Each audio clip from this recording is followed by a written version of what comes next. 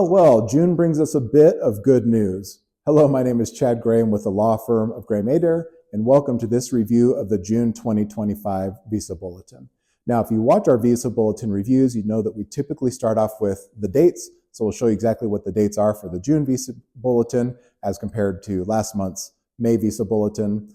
Then I'm going to show you some charts and graphs so you can see at a higher level what's going on, maybe see some trends, and then finally I'll give you my thoughts on what all this means and what might be coming up in the near future.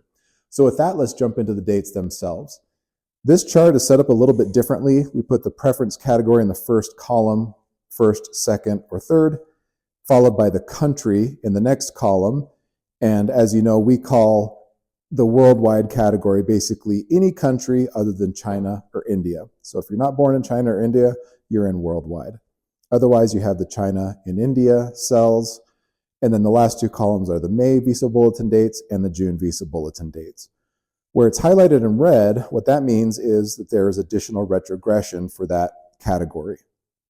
In this case, for EB1 China, you see that the dates remained the same from the May to June Visa Bulletin, which effectively means one additional month of retrogression.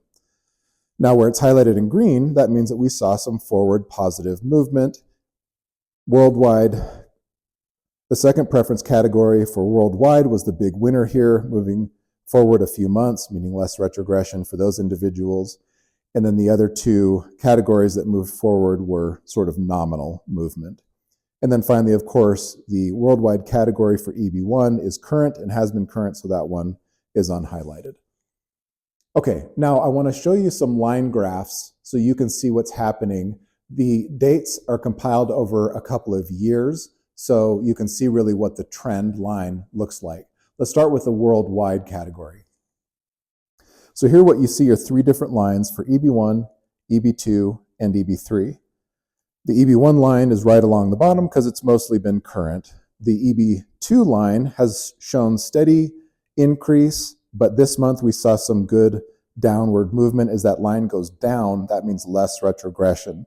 Lines going up are not good because that means that people are waiting longer for their green card. And then the third preference category line, seen a bit of volatility, an increase sort of mirroring the second preference category, actually probably going up a little bit more. And then this month we saw what we're hoping may be the beginning of a downward trend there.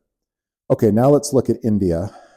Over the last year or so, each of these categories, EB1, 2, and 3, have all held fairly steady. EB1's been increasing a little bit. EB2 and EB3 have sort of been flat. And then finally for China, there's more volatility here, as you can see.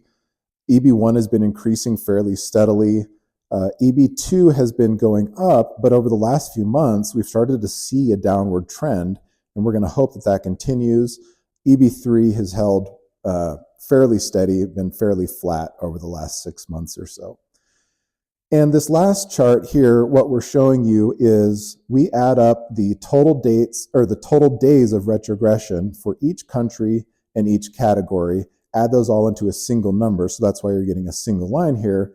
And the idea is to show you at a really high level how many people are applying for employment-based green cards on an annual basis. You can see that that has been fairly steadily increasing, with the exception of the last 4 months where we're starting to see a flattening out there. So what does all this mean? Well, we saw in the H-1B lottery for this year that there was a significant reduction in the total number of registrations as compared to last year, about 27% less to be exact. So what is happening? Well, in 2024, especially within the tech industry, there were a number of significant layoffs. And in 2025, what we're seeing is that there are more budget constraints around additional hiring. And so we're starting to see this affect the Visa Bulletin.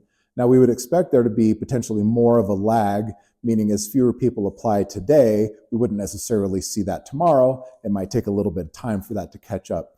So my opinion is that we're in the worldwide category, that this is going to mark the beginning of a downward trend, and we're going to see less retrogression through the end of this fiscal year, which is the September Visa Bulletin.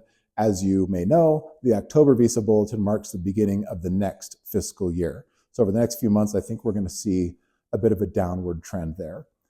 In the India category, I think it's going to remain fairly flat.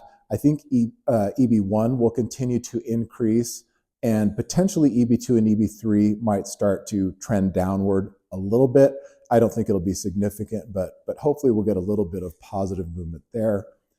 And then finally in China, I think the second preference category is on a trend down, and I think it's going to overtake EB3 and be more advantageous than EB3 is, whereas right now they're right about the same.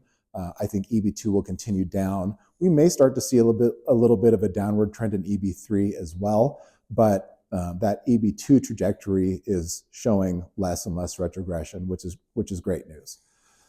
So only time will tell. We'll have to watch and see what happens over the next few visa bulletins, but I do think we got some positive news this month that might continue through the remainder of this fiscal year. Let's keep our fingers crossed. We'll see you next time.